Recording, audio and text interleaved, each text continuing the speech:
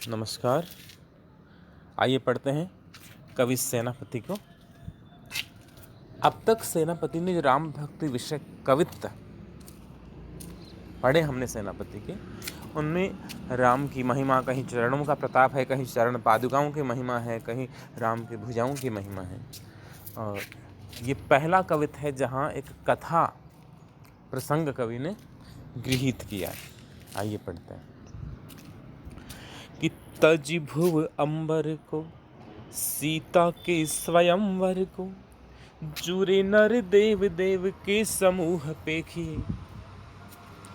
सीता स्वयंवर की चर्चा कवि कर रहा है। धरती पर जितने राजा हैं, भुव यानी भूमि और अंबर यानी आकाश, तज यानी छोड़ना, कि तज भुव अंबर को सीता के स्वयंवर को, जुरे नर देव देव के समूह पेखिए। जाति न बखानी प्रभा जनक नरिंद सभा, शोभा ते सुधर्मा ते सोगुनी बिसेखिए। सेनापति राम जू के आवत सुरासुर की, छिप गई छवि मानो चित्र अवरेखिए।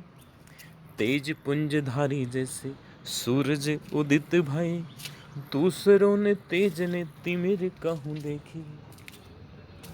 तज यानी छोड़कर, सीता स्वयंवर का वर्णन कवि कर रहा है।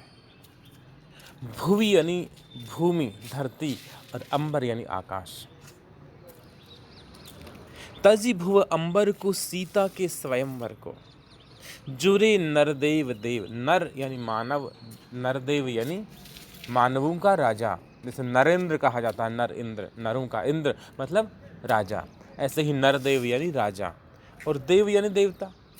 तजी भुव अंबर को, जब सीता स्वयंवर आयोजित हुआ जनकपुर में, विदेह राज्य में, तो सारे राजा लोग, धरती के जितने भी राजा हैं, वे अपने राज्यों को, अपनी राजधानियों को छोड़ करके और जनकपुरी में आके जुट गए।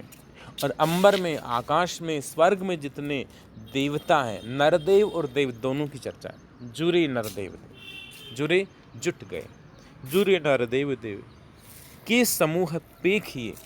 पेखिए का अर्थ होता है देखिए, पेखिए यानी देखिए।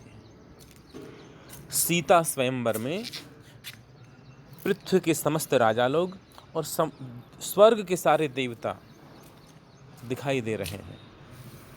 जाति ने बखानी प्रभा, उन देवताओं की, उन राजाओं की शोभा बखानी नहीं जा सकती, उसका वर्णन नहीं हो सकता।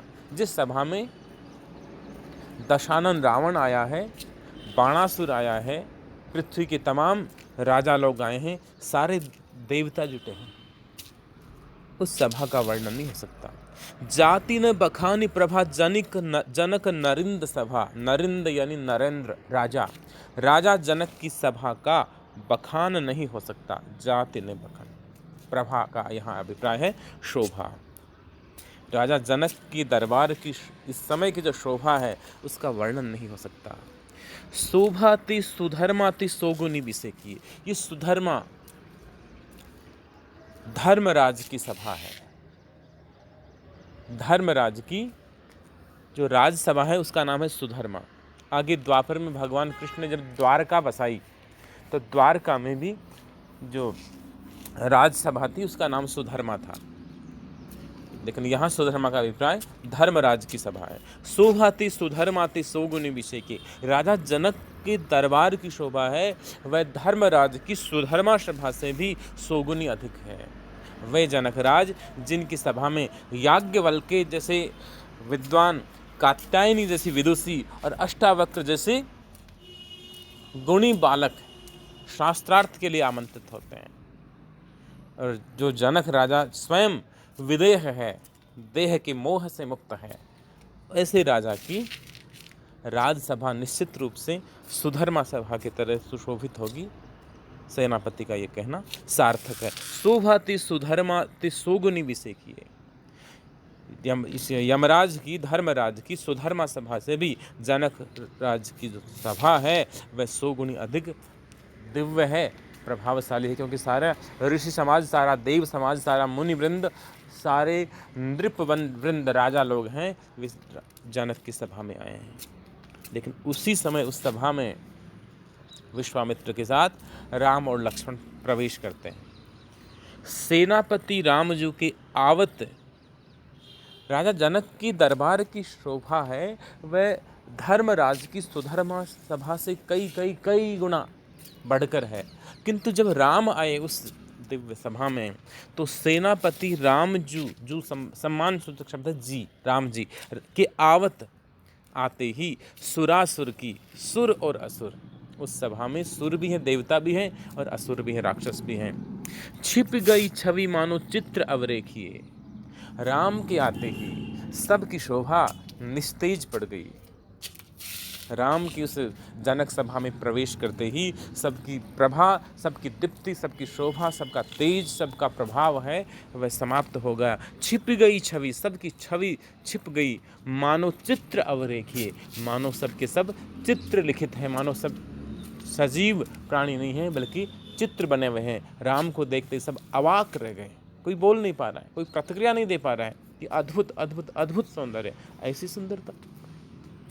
तेज पुंजधारी, राम को देखकर ऐसा लगा सबको कि तेज पुंजधारी जैसे सूरज उदित भय, ऐसा लगा कि एक साथ तेजस्वी सूर्य है वह प्रकट हो गया, उदित हो गया। और जब सूरज उग जाए तो तारों की तो बात ही क्या है, चांद की शोभा भी कहीं नहीं ठहरती, सूर्य के सामने किसी की प्रभा का कोई महत्व नहीं रह जाता।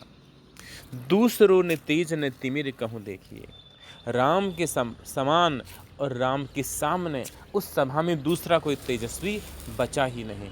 चांद की अपनी महत्ता होगी और विभिन्न तारों की अपनी महत्ता होगी, लेकिन वो महत्ता तभी तक है जब तक सूरज नहीं निकलता, जब तक सूर्योदय नहीं होता। राम जनक के दरबार में जो विभिन्न राज समुदाय जुड़ा है, देव समुदाय जुड़ा है, असुर समुदाय जुड़ा है, मुनि समुदाय जुड़ा है, ऋषि समुदाय जुड़ा है, उसकी अपनी अपनी महत्ता है, अपना अपना महत्व है, किंतु वह तभी तक है जब तक राम उस सभा में नहीं आए थे। राम के आते ही दूसरा कोई तेजस्वी बचा ही नहीं, क्योंकि राम स्वयं परमात्मा है। और जिस किसी में तेज है, जो कोई तेजवंत है, वह राम के तेज से तेजोदीप्त है। जो कोई तेजस्वी है, जो कोई प्रभामय है, वह राम की आभा से, प्रभा से, उसी परमात्मा की ज्योति से आलोकित है। राधे कृष्ण की ज्योति अलौकिक तीनों लोक में छा रही है। चाहे राधे कृष्ण कहो, चाहे राम सीता कहो, चाहे नारायण कहो, शिव कहो, लेकिन उसी परमात्मा की दीप्ति से सब प्रकाशित हैं। दूसरों न तेज, दूसरा कोई तेजस्वी बचा ही नहीं। न तिमिर कहूँ देखिए, और कहीं भी तिमिर नहीं है। तिमिर यानी अंधकार। जहाँ सूरज उग जाए वहाँ अंधकार कैसे रह सकता है।